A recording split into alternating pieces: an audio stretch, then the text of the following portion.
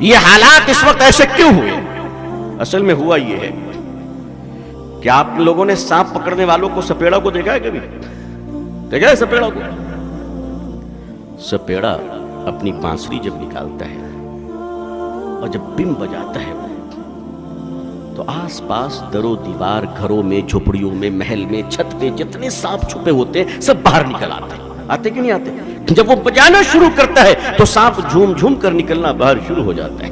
باہر سپیڑا، محلے میں اتنے سانپ تھے پتہ ہی نہیں تھا، ہمیں پتہ ہی نہیں تھا۔ اس سپیڑے کو اللہ جزائے خیر دے کہ اس نے بم بجائی تو محلے کا سارا سانپ باہر نکل آیا۔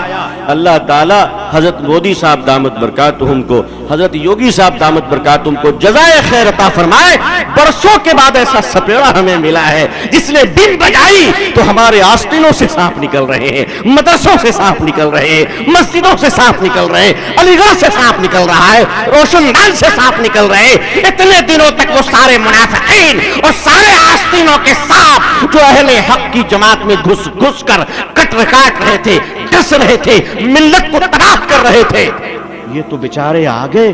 اللہ بھلا کرے ان کی عمروں میں خوب برکتیں عطا فرمائے کہ صاحب انہوں نے بانسری ایسی بجائی کہ آستینوں کے سانپ باہر نکل آئے، اور ایسا نکلے کہ نکلنے کے بعد جو 30 برس سے علماء کو گالی دے رہا تھا، جو 30 برس سے قرآن و حدیث کو گالی دے رہا تھا، عارف محمد خان کو کیا گورنر کیرلا کا بنا دیا گیا کہ جتنے چھوٹے چھوٹے سپولے پیچھے تھے انہوں نے کہا مالک دعا پرانی ضرور تھی مگر سن لی تو نے، عارف جب گورنر بن سکتا ہے تو ہم کیوں نہیں بن سکتے؟ اب وہ سارے کے سارے تیار ہو گئے، بھارت کے اسٹیٹ سے زیادہ گورنر کے کینڈیڈیٹ تیار ہو چکے ہیں۔ یہ اصل کھیل یہ ہے کہ شاید اس غلاظت کی تقسیم میں ہمیں کچھ حصہ مل جائے۔ یہ وہی لوگ تھے جو لکھنؤ میں جمع ہوئے تھے مسلم پسندہ بورڈ کی ورکنگ کمیٹی سے 2 دن پہلے حیات ہوٹل میں کہ ہم زمین دے دیں گے۔ آپ کے ابا کی ہے جو دے دیجئے گا، آپ کے ابا جان نے رجسٹری کیا تھا آپ کے نام پہ، آپ دے دیجئے گا۔ مسجد کی زمین خدا کے گھر کی زمین ہے، نہ کوئی ملا دے سکتا ہے، نہ مولوی دے سکتا ہے، نہ جمعیت دے سکتی ہے، نہ مسلم پسندہ بورڈ دے سکتا ہے۔ خدا کے گھر کی زمین اگر دی جائے گی تو خدا کے قانون کے مطابق دی جائے گی۔ اتنا آسان ہے؟ تم نے اتنا آسان سمجھ لیا ہے؟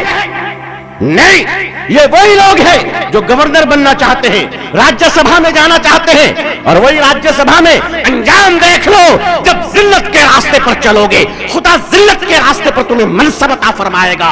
اور یاد رکھو کہ اللہ ذلت کے ساتھ ہی پھر تمہیں کرسی سے نیچے بھی اتارے گا۔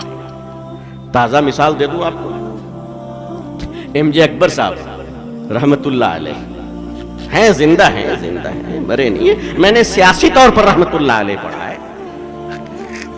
پارلیمنٹ میں چیخا ہے تو شریعت کے خلاف، ایسا چیخے کہ ان کے چیخنے کے بعد ملک کی دنیا کی 26 عورتیں ایک ساتھ چیخ پڑی۔ ایک نے کتنی عورتیں؟ 26 عورتیں۔ انہوں نے کیا کہا؟ Me too. یاد آیا؟ میں کوئی بہت پرانی بات نہیں کہہ رہا ہوں، بولو سچ ہے کہ نہیں سچ ہے؟ Me too. اور خان صاحب اتنے تگڑے نکلے، آشا رام کے شاگرد،